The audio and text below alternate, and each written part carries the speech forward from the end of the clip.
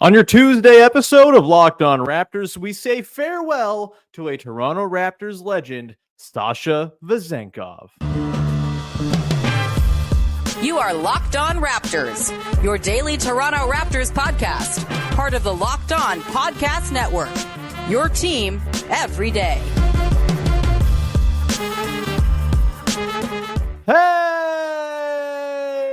what's going on? And welcome to another episode of Locked On Raptors, part of the Locked On Podcast Network, your team every day. It is Tuesday, July the 23rd, and I'm your host, Sean Woodley. I've been covering the Toronto Raptors now for 10 seasons on various platforms. You can find all my work over on the Hell website at Woodley Sean. You can find the show on Instagram at Locked On Raptors. And of course, you can join us in the Locked On Raptors Discord server, which was abuzz with the news yesterday that we're going to talk about on today's show. A great place to be when news happens, a great place to be when nothing's happening. You just want to fill your day talking ball with some pals. Come hang out. Free to join. Link in the description of the podcast. As always, come be part of our listener community over on the Discord. Of course, you can find the show for free on your audio app of choice by following, subscribing, rating, reviewing, telling a friend. Always helps to boost us up the rankings and all that good stuff. And of course, you can find us on YouTube as well. You can go subscribe to the Locked On Raptors YouTube channel. Hit the notification bell button. When you do that, you get a push notification to your device every single time the show is about to premiere or go live over on the tube. So thanks in advance for doing that. And thank you today to FanDuel for bringing today's show. Make every moment more as the playoffs wind down. The sports stop sporting like we want them to. But this summer, FanDuel is hooking up all customers with a boost or a bonus daily. That's right. There's something for everyone every day, all summer long. Visit FanDuel.com to get started. And we will get started here on your Tuesday as we're going to break down some breaking roster news. Not so much breaking, it happened yesterday, but we're getting to it now. As the Toronto Raptors have agreed to a full buyout of Sasha Vezenkov. He is walking away from the near $7 million he would have been guaranteed to play for the Raptors this season to go and join Olympiacos in Greece. The man really wanted to go back to Europe. And look, can you blame him? Have you seen what's going on this hemisphere lately? I get it. He goes back to Europe, and the Raptors are going to get a little bit of cap relief, a little salary flexibility. Our favorite player, salary flexibility in return. They will not be on the hook for any of Vezenkov's money. We're going to dig into what this opens up now in concert with the waiving of Javon Freeman-Liberty, which we'll get into as well, and the different pathways the Raptors can now take with their about $11 million-ish in extra flexibility under the luxury tax to go and play with for the rest of the offseason, or they can just not play with it, maybe sign a minimum guy. We'll get into some of the options there as well, and they can just go in with a little extra sort of cushion going into the season for potential in-season trades, etc. We'll get into all the different ramifications and all that on today's show and detail why there's one guy in particular who the Raptors should sign yesterday. We'll get to that coming up. But let's get into the nuts and bolts of what actually happened yesterday. Again, Sasha Vezenkov walks away from the near $7 million he would have earned if he stayed to play with the Raptors this season. As far as like on-court impact for the Raptors, I don't think Vezenkov was super duper going to be in the plans or anything like that. That said, he's a very good three-point shooter who is at a position where, I wouldn't say a position of need. The Raptors have a lot of powered forward types on this team, but front court guys with size who can shoot, you can usually find a place for them. And I think there would have been at least a stretch or two of the season where Vezenkov got some run in the rotation. He would have been some insurance in the event that, say, Kelly Olynyk goes down with injury or something like that. He's no longer there, but I don't think it really changes the Raptors' win projection all that much. And in fact, I think there's a chance they could increase their win projection by quite a bit if they make a specific signing we'll get to coming up that I think they should just go and do in sort of the response to this extra cap flexibility that they have. Again, now they have with this and Javon Freeman-Liberty being waived, which that took place yesterday because of a sort of guarantee date in his contract that would have been guaranteed a little bit more than he was already getting. I think $100K was his guarantee for this coming season. It would have been $150 if they went through yesterday's date, and he would have been guaranteed an extra $800,000 if he made the team in camp, which he's not now seemingly going to get a chance to do. It's a bummer there for Freeman-Liberty. He played very well in Summer League. He was excellent in the G League last season. I kind of think it makes sense for the Raptors, considering the glut of shooting guards they have that we've covered ad nauseum on this show in the last few weeks as we've discussed this very strange roster constructions the Raptors are rolling with. And there just probably wasn't a pathway for Freeman-Liberty to really carve out a role. especially considering I think he's probably more of a guy who needs to have the ball in his hands to really impact the game with his rim pressure, with his creation. And I'm just not sure there would have been that opportunity with the Raptors either. Maybe a backup point guard role. He never quite got comfortable with the sort of leading the entire charge, having the finger on the pulse type of stuff you need to have from a point guard. Got a little tunnel vision-y sometimes, et cetera, et cetera. But it's tough. It always sucks to see a guy get waived and no longer be on an NBA team. I'm sure there will be suitors for him out there. He's a pretty electric scorer in the G League level, and maybe there's something there as an older prospect that some team wants to go and give a shot to. But ultimately, without Vezenkov and Freeman-Liberty, this leaves the Raptors with 14 roster spots filled, one roster spot on the main roster to play with. They have a couple roster spots for camp to work with as well. I think they're at 19 of their 21 spots. And so there's something to do here. If the Raptors want to go do something, they can. And I kind of think that they should and just use the opportunity that this has created for themselves to go and add a player and just find some talent that you otherwise weren't really going to have the flexibility or the money to go and bring in. I think, look, it's $11.3 million or so. It's not like a life-changing amount of money. And the free agent class is notably extremely barren right now. They can go a bunch of different ways here. They can go sign a player. They can maybe sign a sort of a flyer type, a second draft type. They seem to have fixated on the Ochai Agbaji and Davion Mitchell type sort of player archetype in the last couple, I guess, months, or the last 6 months or whatever. Maybe that's a thing they go and do, try to find some kind of second draft guy.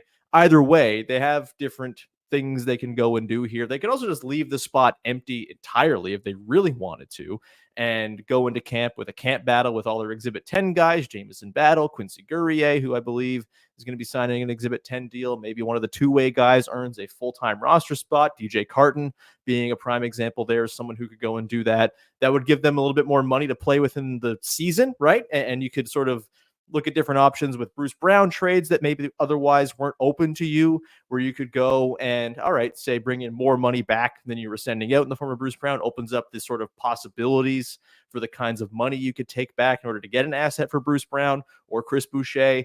I ultimately think the sort of end of the day takeaway here is this is a good bit of business for the Raptors that just gives them a little bit of extra flexibility to go and improve their station by just a teensy little bit. It's not going to be life-changing or anything like that, but to have the end result of this trade with the Kings being Davion Mitchell and 2 second-round picks, plus the added $6.8 million of flexibility from buying out Vezenkov and not having to pay him anything.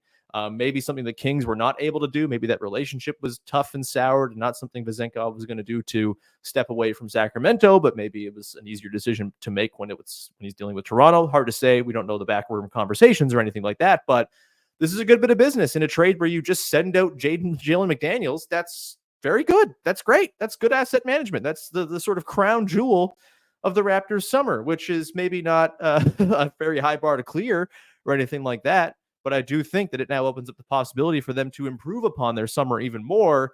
And I'll get into the guy I think they should just go and sign to do that and really make this summer something where they've gone and improved their station, both for the short-term sort of rebuild section they're in right now and the longer-term play of trying to build this into a winner around Scotty Barnes and Emmanuel Quickley. We're going to get into that guy and why Tyus Jones seems to be top of my mind. And I just can't stop thinking about the possibility since this all went down. We'll get to that coming up in just 1 second. Today's episode is brought to you by our friends over at FanDuel, the #1 sportsbook in North America. You got to go check them out because it is the single best place to go throw down some money on the action. And of course, the Olympics are coming up. Yeah, the sports calendar's been a little quiet lately, but the Olympics are on tap and it's very exciting times. Canada, the third best odds to win the gold medal on the men's tournament side. The women are 8th in terms of the odds to win that tournament. You want to get a little long shot money on Canada to go and win? You can put some money down on the women's team. Of course, a loaded Canada roster on both sides of the bracket, men's and women's, and it's all there for you on FanDuel. And all summer long, FanDuel is hooking customers up with a boost or a bonus daily. That's right. There's something for everyone every day, all summer long. So head over to FanDuel.com and start making the most out of your summer. FanDuel, official sports betting partner of Major League Baseball, and of course, the Locked On Podcast Network. All right, back here on your Tuesday edition of Locked On Raptors. Just a reminder, you can go check out Locked On Leafs, our daily Toronto Maple Leafs podcast covering the offseason right now for your Leafs, who are a very interesting team, have all kinds of stuff hanging over them going into the year, the Mitch Marner stuff and a whole bunch of other things because it's the Leafs and they're always dramatic. Go check out Locked On Leafs with Mike and Dave. Wherever you get your podcast, it's a great way to keep tabs on the buds all summer long. All right. Let's get into Tyus Jones, okay? This is sort of the Raptors have the thing they can go and do now with this $11.3 million is they can go and put a pretty real offer on the table for a guy who's kind of fallen through the cracks of the market a little bit. We know the role player market has been whacked this season, and guys like Caleb Martin are getting $8 million a year, and no one outside of DeAnthony Melton, I believe, got the full mid-level exception from any team. He got it for 1 year from the Warriors. And so you got $11.3 million to play with. That's a pretty substantial chunk of change in the role player market of today. And Tyus Jones is clearly the best free agent left on the market. I think the Raptors should just go and offer $11 million, $10 million, whatever it takes to get Tyus Jones in the year on a 1 year sort of prove it, rehab value, re-enter the market in a year's time type of contract. I think it's just kind of a no-brainer, honestly, because the Raptors are playing with a little bit more money than pretty much any other team is now. Most teams have done their offseason wheeling and dealing. Mid-level exceptions are all tied up for the most part. And the Raptors have the chance here to kind of play at the top of the market with this extra flexibility the Vezenkov buyout provides them. And I think Tyus Jones is just so clearly the move to me. We'll get into another one who's a bit more of a sort of risky play, an RFA pursuit that we can get into as well. But I think for me, Tyus Jones, first of all, the Raptors don't currently have a sort of credible, you can count on him, set your watch to him backup point guard, right? I think some people think Davion Mitchell is that. I do not think Davion Mitchell is that. I think Davion Mitchell is a sort of undersized defensive two guard, and that's where he stands the best chance of being a successful second draft candidate. If he can hit threes at the rate he did last season and kind of build upon that and defend opposing ones while playing the two essentially on offense, I think that's a perfect place for Davion Mitchell to be. I don't think he's creative enough as an on-ball guy to really be a sort of table-setting point guard type. I think Jamal Shed can be that and might be that within a year or two. He's a pretty advanced player, four-year college guy, winner at high levels, et cetera, et cetera. But I do think it's a little bit much to say, hey, 45th overall pick, go be the backup point guard for an NBA team, which they might be in the position to have to do at some point this year if Mitchell were to ever get hurt or Mitchell doesn't play very well as a backup point guard. He seems to be the sort of go-to option right now, but I am dubious of the viability of that. And so there's a real chance you're asking a 45th overall pick to be a key fixture in rotation in year one. That's a lot. That does not seem entirely fair or the best way to sort of massage a guy's development and move it along in a sort of, logical way. Tyus Jones is that backup point guard. In fact, he is one of the best backup point guards that we've seen in the last few years. You might recall his time with the Memphis Grizzlies, where he was a fantastic sort of shepherd for those teams when Ja Morant was out for Ja Morant reasons or injury or whatever, or just playing with second units while Ja Morant rested. Tyus Jones was responsible for a whole lot of lineups with really tilted on-off numbers and was a really, really excellent top of the league level backup point guard, similar to, say, Dennis Schroeder was last year in the brief stretch he played as a backup point guard for the Raptors. He was really good. He was really effective. And I think that type of player can really change the dynamics of a team. I think Tyus Jones would totally change the dynamics of the Raptors because he'd give them a real shot at a credible second unit. And it just opened up a lot of different possibilities for him being out there. I think you could play him with Davion Mitchell and have Mitchell in his optimal position, have a defensive backcourt. Jones not like a great defender or anything like that, a fine defender, probably a better defender than Emmanuel Quickley if you're going among the guard rotation in this theoretical team build. But Mitchell would be in there. You'd have Bruce Brown. You'd have Kelly Olynyk. You can start to squint and see the outlines of a pretty decent second unit once you start staggering in your starters, your RJ Barrett's, your Jakob Poeltl's, your Scotty Barnes, of course. I think that's pretty interesting. I also think it allows you to stagger Quickley and Scotty more effectively, to have one of them on the floor at all times. If you're really trying to do full information gathering this season, you want to know what those two guys can do in terms of driving winning basketball just on their own, right? Can they have star level impact being on the floor as the lead guy with complementary players around them, allow you to play 48 minutes with one of those guys on at all times? I think it would allow you to do that. You could play Tyus Jones with Scotty Barnes in second units and let Emmanuel quickly work some transitional lineups without Scotty Barnes in there. Maybe you build those around quickly Yak pick and rolls, whatever it might be.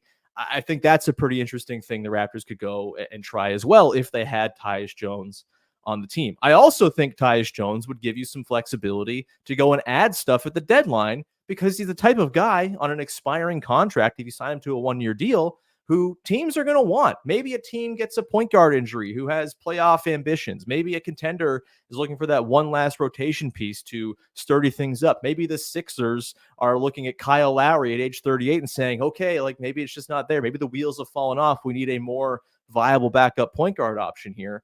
There's all kinds of teams that would be in on a Tyus Jones at the deadline that maybe weren't in on him in the summer where the money was a concern, and he clearly was looking for more money than he's going to get. It sucks. He was a real victim of the strange stratification of salaries that happened this summer with the new CBA and the second apron, et cetera.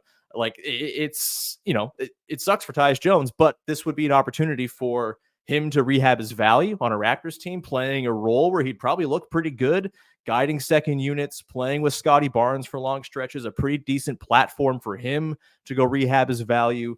And then, of course, you could trade him at the deadline and he could further rehab his value by being on a playoff team.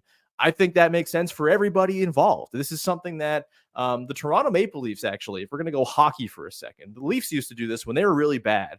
They would just sign a bunch of like pretty decent veterans in the offseason, bring them in for camp deals, and just have them play in their bottom six and then trade them for like, second round pick, third round pick, whatever around the deadline. But it's just like free assets you're getting for signing a guy for money and not giving anything up to get him.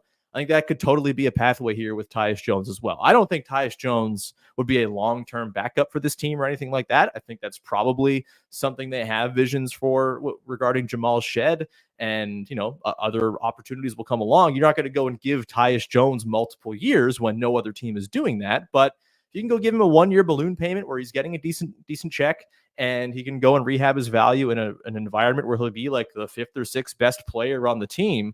I think that is pretty sensible for all sides. Obviously, we have no idea what Tyus Jones is looking for, what he wants. Does he want a starting job? Probably not going to happen at this point. He's probably just going to have to accept a high leverage bench role. And I think doing so on a team that could eventually flip him to a contender is a pretty decent way to go about doing it. Again, I'm not his agents. I'm not Tyus Jones. I don't know what he wants. I'm not going to assume that he wants to come play for Toronto, but I have a feeling if the Raptors called up today and said, hey, Tyus Jones, here's 1 year, $11 million to come play for us, it's going to be hard to turn down considering what the market has been this summer and the lack of other options that seem to be out there. Just not a lot of teams have the scratch to go and throw at a guy like Tyus Jones to really make him excited about going there. I'm sure some team could sign him on a minimum at some point before the start of the season, but this could be the chance for Tyus Jones to get some money and, again, rehab that value going into next summer, re-enter in a new free agent landscape when teams are a little more accustomed to the new rules and all of that. I just think it makes sense for everybody involved, and it would give the Raptors, a chance to play credible, normal basketball that could amplify and sort of give the situation that you want to see, create the canvas upon which you can develop your Scotty Barneses, your Quickly, your Barretts, your Grady Dicks, your Davion Mitchells on down the line. And it's not like he would stand in the way of all of your rookies ever getting into the mix either, right? He would be like the sixth or seventh man. There'll still be need for like 9th, 10th, 11th men on this team. Minutes are there to go around. Injuries happen. You'd still get your Mobo and your Walter and your Shed minutes at some point. You probably can't play all three rookies anyway. I think getting in a legit backup point guard who can be one of the best backups in the NBA, good call for a Raptors team that would not also like stop them from doing the trade deadline or post deadline tank if they really wanted to, if they feel like that was the best way to do it.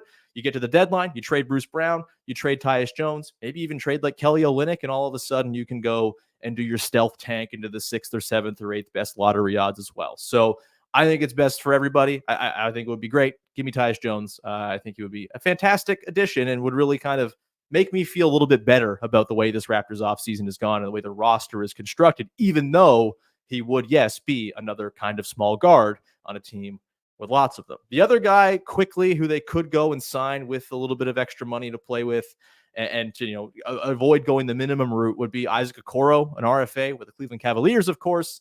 Problem there, he's got a $12 million qualifying offer on the table. So if you're coming in low, he probably just takes the qualifying offer and hits UFA next summer. I think with Okoro, I don't know. I think I was a little bit in on him early to start the offseason, and I think I've cooled a little bit. I know he shot well from three last season, about 40%. Defenses don't care about that. He's not changing the dynamics of your team until he does it for probably another full season, and then teams will start to treat him like a shooting threat. It's just, I don't totally buy that last year was like the Isaac Okoro of the future when it comes to shooting. And he's also just 6'5". Again, he doesn't bring the length you really want. I think he'd be a nice sort of, if he's hitting his threes, he'd be a nice fit, I think, in theory, alongside Quickly and Barrett as the 1-2-3. But again, you're a little bit small. I don't think you're asking Okoro to guard up to like 6'8", 6'9" guys or anything like that. And you're still left with a lot of the same issues you have size-wise on the roster. And it's a lot of money for an RFA guy who, again, could just take his qualifying offer. The Cavs have the right to match. It just feels a little bit fraught. And so as much as Okoro's, again, probably the best RFA left, one of the two best free agents left along with Jones, I think maybe I'd steer clear of the Isaac Okoro thing. But hey, you could see what you can get. If you throw 4 years, $40 million at him and see what he says, I guess there's not a ton of downside to that for tying up your cap space for 24 hours in late July. It's not like the end of the world if you do that either. So that's my sort of pitch for using the money. There's also the case to not use all of the money and just sign a minimum guy to fill out the roster. And there are a few interesting minimum guys left. Not a ton because it's late July and the free agent class was already pretty slim to begin. But we'll get into some of the other options the Raptors might be able to go and pursue with that extra flexibility and maybe just sign with the minimum to maintain flexibility going into the season. We'll do that coming up in just one sec. Today's show is brought to you by our friends over at eBay Motors. Passion, drive, and patience. The formula for winning championships is also what keeps your ride or die alive. eBay Motors has everything you need to maintain your vehicle and level it up to peak performance. Superchargers, roof racks, exhaust kits, LED headlights, and more. Whether you're into speed, power, or style, eBay Motors has you covered. With over 122 million parts for your number one ride or die, you'll always find exactly what you're looking for. And with eBay Guaranteed Fit, your part is guaranteed to fit your ride every time or your money back. Because with eBay Motors, you're burning rubber, not cash. With all the parts you need at the prices you want, it's easy to make your car the MVP and bring home huge wins. Keep your ride or die alive at ebaymotors.com. Eligible items only. Exclusions apply. eBay Guaranteed Fit only available to U.S. customers. Rounding things out here on your Tuesday, just a reminder, Locked On Sports Today is your all-day streaming channel over on YouTube. You can just go to Locked On Sports Today 24/7, and 24/7 Locked On shows will be mainlined into your feed. You just get to sit there as our wonderful cast of local experts, national hosts talk about all the biggest stories in sports. It's a great way to just have kind of background noise on and not do work. It's a beautiful, beautiful thing. All right, let's get to the sort of minimum options, right? This is the other way the Raptors can go, which is maintain a lot of that $11.3-ish million they have to burn for the season for cushion in trades to bring back more salary than you're sending out in a Bruce Brown or Chris Boucher or any other trade they might make in season. Those are obviously the two most likely candidates. This is just like, it's very uninspired. A lot of these guys that you could go and sign here, a couple of them are nice stories that we can get into, but I do think if you're trying to upgrade the roster, the other route of just giving someone some money for a year is probably the move, but maybe that's not what the Raptors want. I don't think the Raptors are like super keen on, we got to go and win 38 games this year and be the 9 seed. I don't think that's like top priority. If it happens organically because Scotty Barnes takes a jump and Emmanuel quickly looks the part and Grady Dick takes a step, like, sure, perfect. That's great. That's a good thing. That indicates positive forward progress for the group you have, and you'll still probably get a lottery pick in a draft that is supposed to be very stacked. And so that's not a terrible outcome here, but maybe they don't want to go and engineer that 38 wins by signing a guy who will sort of artificially inflate their win total, who's not going to be part of the long-term plans. I get that. I still think Tyus Jones is the move, but whatever. I get it. If you want to go with the sort of minimum route, you sign one guy to fill that 15th spot, and then you go into the season and you have that extra flexibility to take back money in trades. I think there are like 5 guys who come to mind as reasonable candidates here. Number one, we'll talk about him yesterday a little bit. Christian Koloko seems like he's getting closer to being cleared by the NBA to return to play. Still no confirmation of that or anything like that, but doctors have cleared him, and he's just got to get that NBA clearance now and sort of a return to play sort of plan set up. That would be very cool. Christian Koloko, like, again, I'm not sitting here thinking Christian Koloko is like a massive difference maker next season if he does play. He hasn't played in a year, and he was a developmental guy to begin with, and he'll be like 24, 25 by the time he hits the floor again.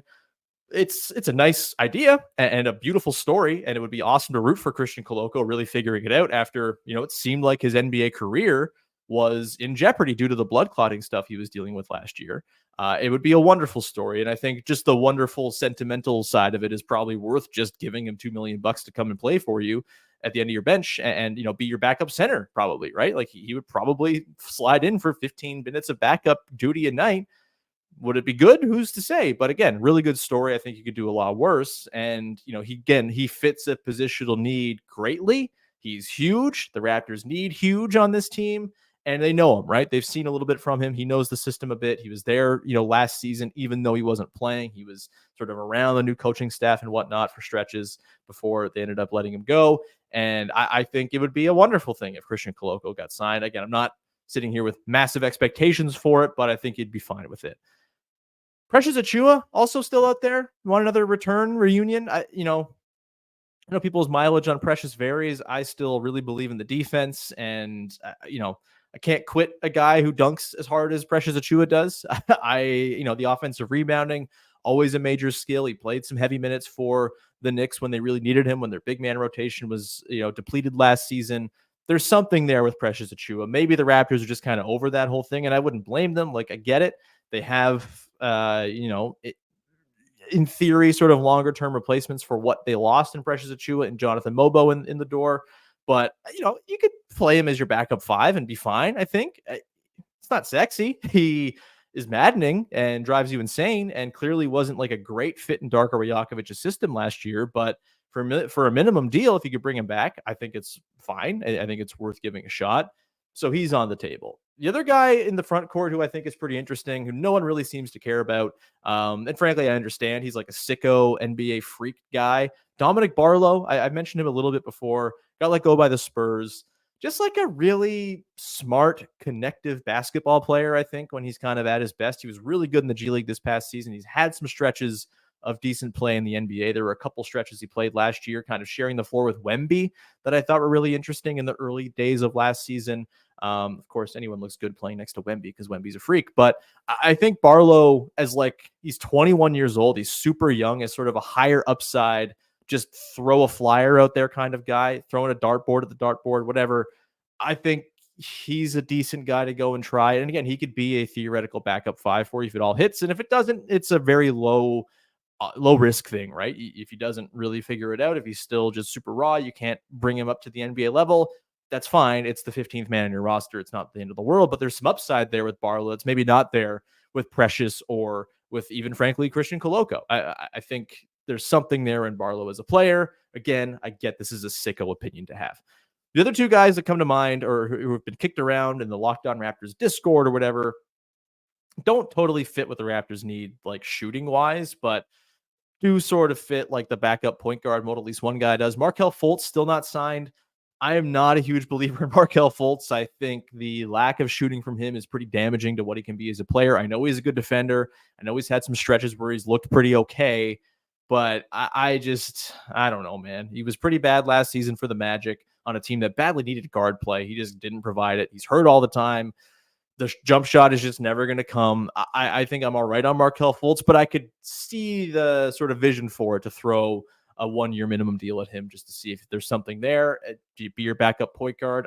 I guess it's okay, but I'm not super in on it. And then Talen Horton-Tucker, of course, the longtime potential Kyle Lowry return guy back in 2021. He's out there. He's unsigned. He's a maddening player. He is talented, long, kind of short, kind of tunnel vision-y. Also will have 8 assists game once in a while. He's a weird guy, weird player. I don't really know how to evaluate him properly. I don't think he's a winning player. I think he is kind of the guy who gets stats on not very good teams like he did with the Jazz last season. But again, for a minimum, you could probably do worse, and he would give you some length at least, if not, the 6'8" frame you're looking for. Guess what? The 6'8" two-way wing, not happening this summer. There's none left. So you got to go with the scraps, and Taylor Horton-Tucker could be that.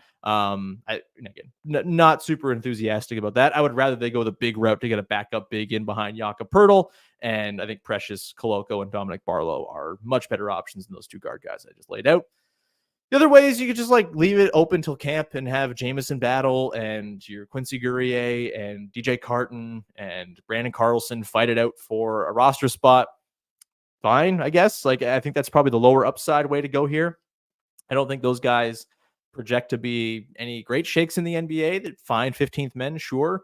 DJ Carton showed some really nice stuff in Summer League. I think it's interesting what he can do, and maybe there's something more to tap into there with a guy who's that athletic. But I think ultimately I would rather they just go get a guy who has a little bit more sort of pedigree to fill that last roster spot. Koloko, Achiuwa, Barlow, again, the top three guys, I would say, if they're going to go ahead and do that. But again, none of these guys are all that thrilling. Just go sign Tyus Jones. He's a good player. Get good players on your basketball team. That should be a nice thing that every team does, but doesn't always seem to happen because reasons. We're going to leave it there. Thank you so much for hanging out. We'll be back again on Wednesday as Katie Heindl is going to join us for some tales from Las Vegas. She was there for a very long time. We'll talk a little more about Summer League, put a bow on that, and probably get into some other fun stuff as well. Later this week, Jamar Hines is going to be along for his regular bi-weekly Thursday appearance. And Oren Weisfeld, who does all kinds of wonderful work covering Canada basketball, is going to join me on Fridays. We're going to do a full preview for the men's and women's Canadian teams in the Olympics. Very exciting times. We'll basically be covering the Olympics like it's the Raptors for the next little while, because why not? Nothing else is happening until the Raptors sign Tyus Jones, and there's plenty of Olympic stuff to get into. So we'll leave it there for now. That's what we have to look forward to over the rest of the week. Please follow, subscribe, rate, review, tell a friend. Much appreciated when you support the show. However you support the show, you're all the very best. And of course, join the Discord, link in the description, free to join as always. And we will talk to you again on Wednesday with another episode of Locked On Raptors. Thanks for hanging. Bye-bye. Ooh.